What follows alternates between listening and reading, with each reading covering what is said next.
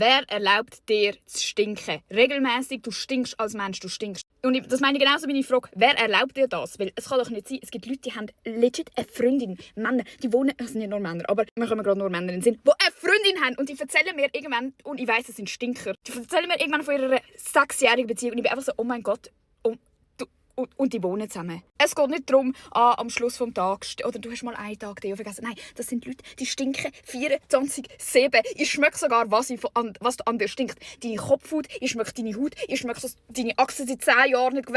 Also wisst ihr nicht, wie man duscht? Man muss im Fall schrubben, gell? Du kannst nicht einfach das Wasser drüber laufen lassen. Und es sind auch immer Leute, die so tun, als wären sie mega Macher. Ich denke mir so, was Macher? Du kannst nicht mal deine Achseln machen, waschen. Und es sind auch nicht Leute, wo man sich Sorgen macht, so hey, vielleicht geht es ihm nicht gut oder so. Das sind Leute, die stehen voll im Leben. Ich weiss nicht, wer erlaubt euch zum Stinken? Ich muss auch Deo drauf tun und duschen, glaubt mir. Es gibt ja so Leute, die müssen das nicht.